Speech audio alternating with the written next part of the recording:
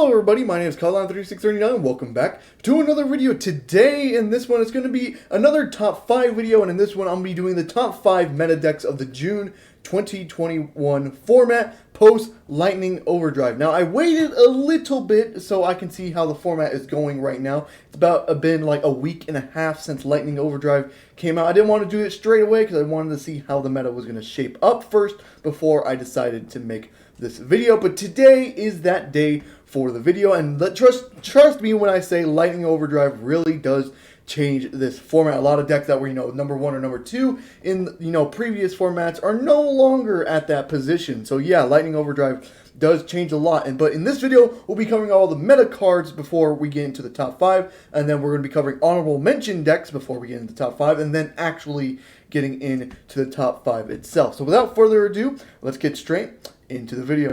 Starting off with the meta cards, our first meta card here is Red Eyes Dark Dragoon. Oh boy, this card has been something, hasn't it? Oh boy, it's still it's a good card, but hasn't been the card that, everyone was expecting just to be overpowered as shit, just change the format kind of thing.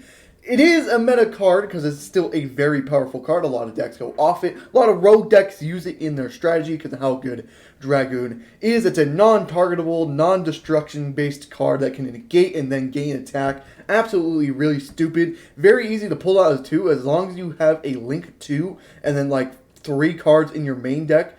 You can pull out Dragoon without a problem because you can go into a Link 2 into Verte Anaconda, pay your 2,000, go ahead, send that Red Eyes Fusion from the deck, then send the Dark Magician and then the Red Eyes Black Dragon to the graveyard as well, and then go ahead and go into Dragoon. You get Dragoon's effect as well, to where you can pop cards or pop monsters on your opponent's field. Then they take damage equal to their attack, which is absolutely just ridiculous as well. It could be something that might be addressed on the next ban list. Could be a kind of thing, but right now a lot of rogue strategies are using this kind of thing. If it's a combo deck, they do their regular combos, then go into Verte at the end of it to go into the Dragoon at the end of their combos, because Verte does lock you out of special summoning after its effect. So yeah, Dragoon, a very powerful card. It's a very powerful meta card, and definitely worth a meta card, man. Next thing up on the meta cards is Forbidden Droplet / Dark Ruler No More. I decided to put them together because basically they do the same thing. They end up negating your opponent's board. Now this basically became the go second route of, if you end up going second, you have this in your deck to make sure you can calm down your opponent kind of thing. So basically, if you don't know, they have a little bit of different effects. Forbidden Droplet has to send cards from hand or field to the graveyard, negate that many amount of monsters you set. So if you send 2 cards from your hand or field to the graveyard, you can negate 2 cards on your opponent's field because it doesn't end up targeting, which is ridiculous. And then they cannot respond with cards that you sent. So let's say you end up sending a spell and monster. They cannot respond to Droplet with spells or monsters. So basically, it became this really powerful card that you just activate Forbidden Droplet, send cards so they can't respond to Droplet. Usually you send monster because all they really do after, when they have full combo is have, monster negations and stuff like that. So Forbidden Droplet is very good. Now, Dark Ruler No More costs less, but does have a little bit more of a downside to it. So you negate the effects of all face-up monsters your opponent controls, and you don't have to send anything. They can't respond to it with at least monster effects. They can still respond to it with spells and traps. And then when the card resolves, you cannot inflict damage to your opponent for the entire turn as well. So Dark Ruler No More is just that. It's just really, really powerful cards. This is really just helps decks that, traditionally doesn't want to go second, let's say like Drytrons or something. They throw these into their deck so that they end up going second. They have something to stop their board and still end up comboing off. So yeah, without a doubt, Forbidden Droplet is finally getting a fucking reprint. That expensive ass card is actually dropped now because it's been announced as a reprint. Dark Ruler No More is basically the cheaper alternative to it, and some decks are preferring to play Dark Ruler No More over Forbidden Droplet. Just the case of if you wanted, send cards from your field or graveyard, and then Dark Ruler No More doesn't have to kind of thing. They're both very good cards, and a lot of decks are using them, but yeah, that's another meta card. Next meta card up is Zeus. Oh boy, this card is a fucking problem, like holy shit. So if you don't know what Zeus does, it's basically, it's a non-once per turn, send everything from the field to the graveyard kind of thing. That is really, really stupid, because it's not once per turn, so you can activate it in multiple chain links. So if they try to negate the effect, you can just do it again if you end up wanting to. And then you just really stupid. It's really easy to pull out as well. You know, if your deck can make an XYZ monster, you can basically end up going into Zeus, and that's what a lot of decks have gone into. They usually, let's say for Drytrons, for instance, they usually don't have an XYZ besides their most recent addition to their cards with Mu Beta Fafnir. But before that, they usually would go into Assembled Nightingale, go into Attack, go into Downward, and then go into Zeus, and then just Zeus fuck shit up. Zodiac Engine has been very popular because of Zeus as well, and it actually might get hit on the next ban list. Not Zeus itself, but maybe some of the Zodiac cards might get hit, like the XYZs, maybe Trident, OCG banned Trident, and that, hell, maybe might happen in the TCG. But yeah, Zeus, a very powerful card that's not once per turn. A lot of people say they might get limited in the next ban list so that people don't have to deal with multiple Zeuses. I don't think that solves the problem. Zeus is still just a problem, even if it's at 1. So yeah, just Zeus is a problem card if you can play it. If your deck plays XYZ, or at least can make an XYZ, you're most likely playing Zeus alongside it. So yeah, that is it for that. Our next meta cards up is Hand Traps, which is more just of a group than it is actual cards. But the reason why I threw this all together is because we have more of a hand trap based format. A lot of people are playing hand traps now because hand traps are really, really ridiculous. But I wanted to focus on 2 in particular. Nibiru, the Primal Being, against a lot of the combo decks, can be very, very hurtful. Sometimes it doesn't do anything because they draw a perfect hand and they can actually play through Nibiru. But most of the time, Nibiru ends up fucking up those combo decks a lot. So Nibiru is a very good card. A lot of people sided in it and stuff like that. Same thing goes for Lancia. A lot of people are now actually main decking Lancia because of how good it is against a lot of decks in today's format. It can really fuck up Zoo Tribegage, the new special deck that came out of Lightning Overdrive. Well, more like was gaining steam before Lightning Overdrive and then became a really powerful deck after Lightning Overdrive. But Lancia could really screw up that deck as well because they have to banish their cards to go into their Link monsters.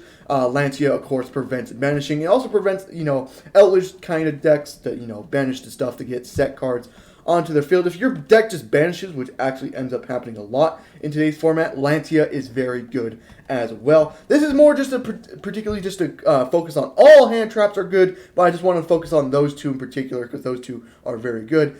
Ash Blossom is still going to be your number 1. Infinite Impermanence is now seeing more play.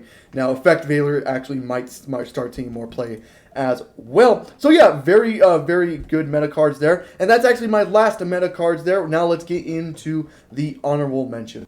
Starting off the honorable mentions is at Ignister, and oh boy, they have gotten some really good support. So if you don't know what at Ignister was, it's basically this anime deck that came from the anime. Didn't really have that much good support until Lightning Overdrive came out. They got a new Link 1 monster and a couple new spell cards. Now the Link 1 is very ridiculous because it's basically a Salamangreat Banelinks for the deck where you can actually just search out the field spell once you link into it. Now the field spell is very ridiculous for the Ad Ignisters as well because it's a non-once per turn spell summon 1 Ad Ignister monster from your hand, but it has to be, different types every time you special summon it. And then they have a Link 6, which is also just very ridiculous. That's unaffected by card effects. It basically gains 1,000 attack times the materials it sent. So if you have 4 materials, it can gain 4,000 attack, which is usually how many materials you go into the Link 6. As 4 materials go into the Link 6 there.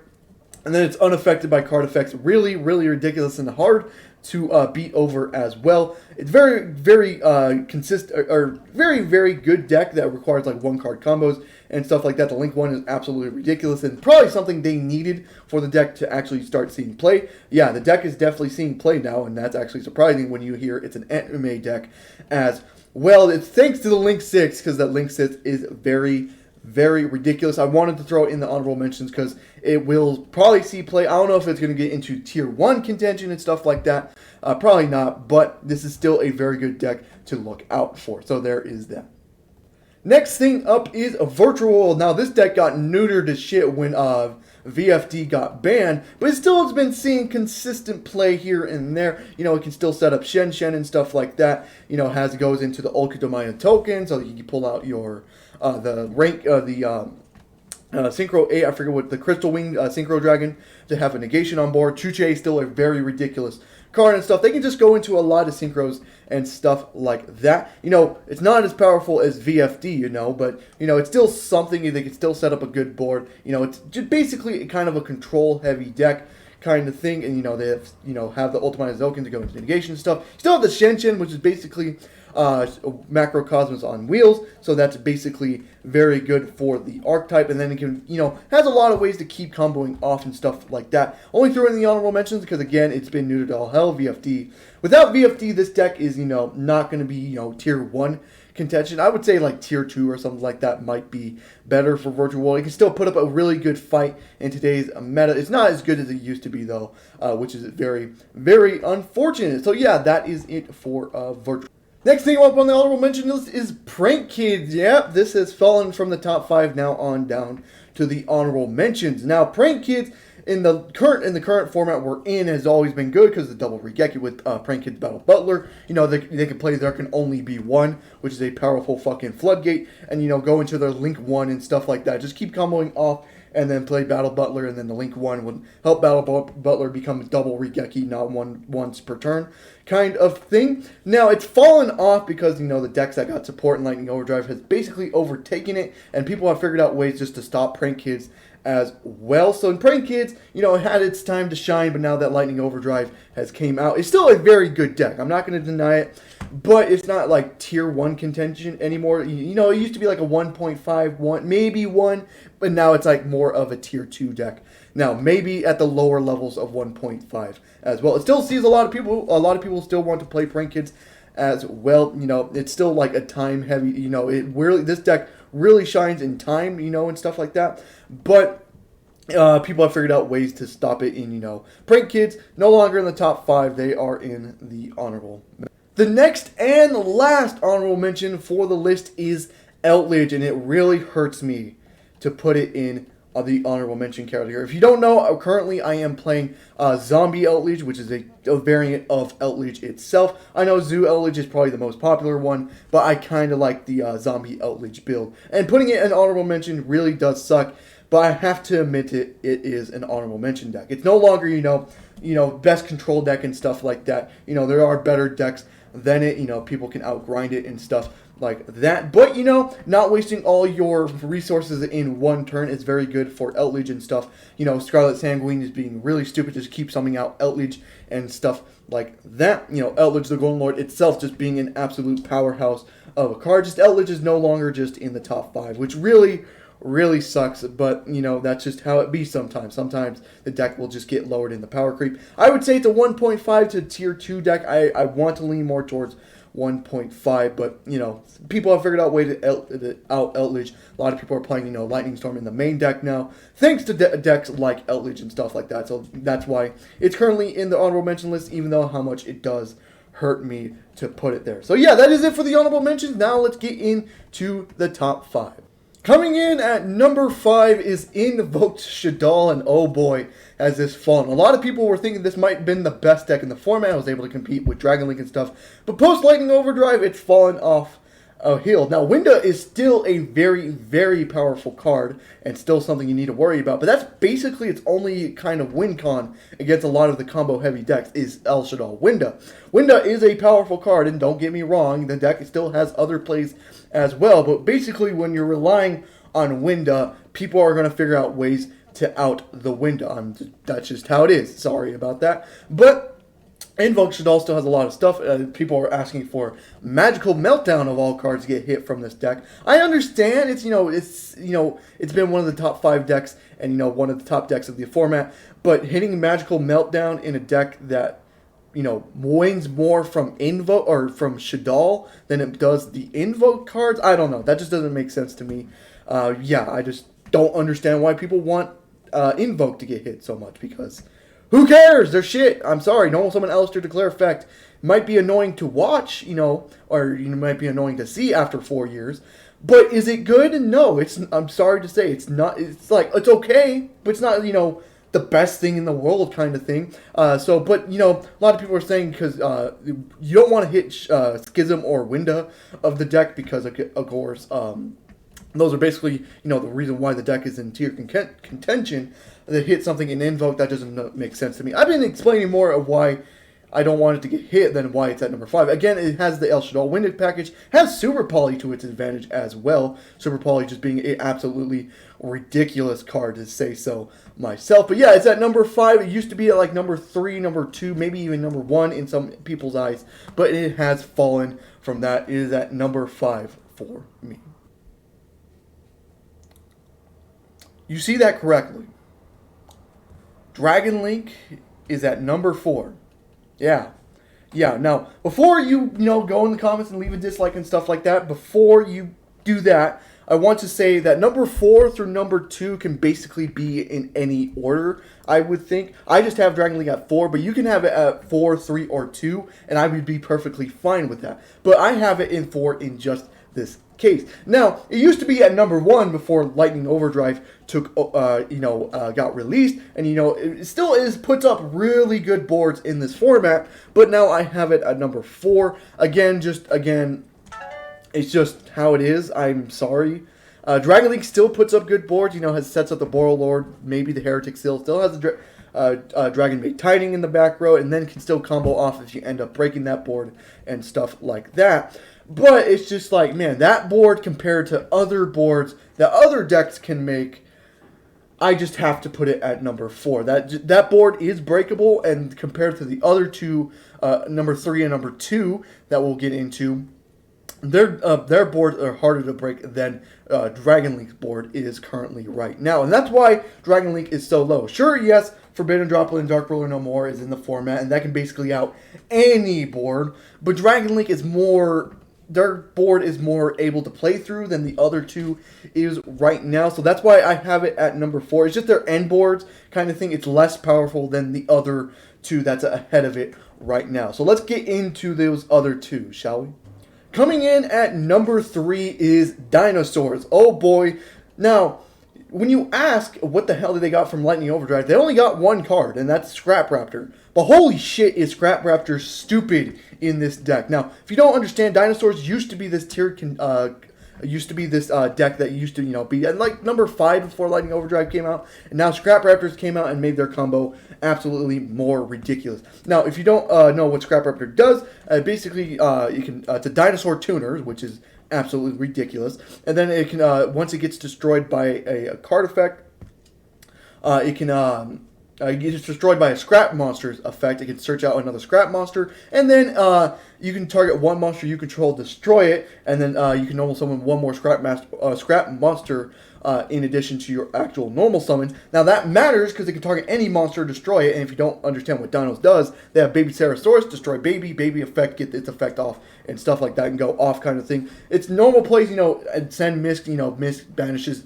itself and get the Archosaur and stuff like that. They can still do that, and then go into Scrap Raptor, then combo off with them, and go into just a ridiculous board, while still under Mist, because again, Mist makes all dinosaurs just unaffected by card effects, which is just an absolutely ridiculous card, and needs to be limited to 1, I would think. But yeah, just a very ridiculous board. The end board goes with a 3 material Appaloosa, with a Borreload Savage Dragon with 2 counters on it, with an UTC, and then a rank 4 of your choosing, either Abyss Dweller or Dolka. Just really is up to you on what that last rank 4 could be. Very ridiculous board it can set up. It's just really ridiculous. Miscellaneous Swords basically prevents any hand traps from stopping this combo, except for the scrap monsters you play alongside Raptor, like Scrap Wyvern from the extra deck, and then Chimera and stuff like that as well. Just a ridiculous deck, and will get seen getting hit either with a Fossil Dig limitation or a Miscellaneousaurus limitation in the ban list. That has not come yet, and Dinosaurs come in at my number 3. And coming in at number 2 is Drytron, and a lot of people might dislike this as well, being so high up. Now, the new support it's got is absolutely ridiculous. Diviner just being a way better Manju that can set you up into Beatrice place is absolutely ridiculous. Then Mubeta Fafnir, that XYZ alone just, oh my god, is ridiculous for the Drytron deck. And holy shit, it's ridiculous. Now, if you don't know what Drytron Mubeta Fafnir does, basically once it's summoned, it's XYZ summon, it can Foolish Burial a Drytron card from deck to graveyard, which is pretty ridiculous because you used to play Union Carrier for that, and then Union Carrier of course, got banned in the past ban list. But now they have Mi Beta Fafnir, so they really don't need Union Carrier anymore. Drytron Mi Beta Fafnir is just way, way better. And then Diviner of Herald, basically, when this card is no longer special summon, send one fairy monster from your deck or extra deck to the graveyard, and then this card gains level equal to that monster you sent to graveyard. So basically, its combo is normal summon Diviner, send Herald of the Arclight. It gains 4. Herald of the Arclight is a 4, so gain 4 levels off it. So Diviner becomes a 6. Herald of the Arclight effect in graveyard will take place, letting you search a ritual spell or monster, which is very, very ridiculous and just Manju, but better because Diviner, one, can help you set up into Beatrice by either summoning out Ben 10 or Idioton, or going into a Megalith Full effect, adding back the Ben 10, and then Full itself becoming a 6, going into Overlay, going to Beatrice, sending whatever you want from the deck to graveyard. And then 2, it can also be searched off Ava's effect, because Ava's effect goes, it can search any level 2 or lower fairy monster. Diviner of Herald is a level 2 fairy, so that is searchable, and they can help you with the Herald of Ultimus as well for its negations as well. It's just absolutely ridiculous and keeps just being ridiculous. Mi Beta is probably the better one for the Drytrons, but Diviner is also just absolutely ridiculous. Its end boards are basically, Herald of Ultimus, with either, an IP Masquerade or something like that with Beatrice on field as well. Then, during your opponent's turn, activate Beatrice, send Ava effect, and just adding more fairies to your hand just to fill up Ultimus negations and stuff like that. Very, very ridiculous, but it is not number 1 because, again, this thing has a hard time going second. And then hand traps, it can play through 1 hand trap, maybe even 2, but, after that, it gets really ridiculous and stuff. And then still dies to Droll and Lockbird as well. Droll absolutely just kills this deck. So I can see why a couple people might get pissed if this is at number 2. If you want to place it lower, I said 2 through 4, you can rearrange however the hell you want. But number 1, you cannot rearrange, because it is the number 1 deck in the entire format. And that deck, of course, is Zoo Tribagage. Holy shit, has this deck made a splash. Now, it started making a splash before Lightning Overdrive before Lightning Overdrive came out, and then once Lightning Overdrive came out and they got the Link 2 monster, Tribagage, Baron Bloom, the Solid Assault, it just became even better. Now, if you don't know what Zoo Tribagage does, basically they go off the Zoo and Tribagage engine, is that. So basically they go first, you go off their Tribagage, go into Fractals and all the Tribagage stuff, add Karas, go Karas effect, get into a Link 2 Karas. So basically its end board is go into an Appaloosa, go into an Ancient Warrior, and then have a set Revolt in the back row as well. And that's the reason why this deck got even better, is because the Link 2 for the Tribagage can now search Tribagage Revolt. Revolt, before Lightning Overdrive, was non-searchable. Now it is searchable. Revolt is now searchable off their Link 2 monster. If the Link 2 gets sent to graveyard, you can add Revolt to hand, but you have to put one back to the bottom of the deck, which isn't that much of a problem. And then, going second, they can rely off their Zoo engine as well to go into fucking Zeus, of all things. Zeus is just being a ridiculous card right now. Are they going to hit this deck at all? Probably not, because it's just getting into its form now. Why would they hit a card? Why would they neuter a deck that's just getting into its thing, and then also had support for Lightning Overdrive as well? Absolutely just ridiculous deck. It's seeing play. It's basically a control deck, but man, this control deck can combo off a lot. Can set up, basically go into the 3 material Appaloosa, Ancient Warrior, still powerful enough than the Revolt, and then going, if they end up getting the turn back, they can go into Zeus with a Zodiac engine and stuff like that. Absolutely ridiculous deck of this. So yeah, that is my number 1, and I hope you guys did enjoy the video. If you did, leave a like and subscribe for more content on the channel. I do upload every single day except for Saturday and Sunday. I hope to see you guys in the next one. Goodbye.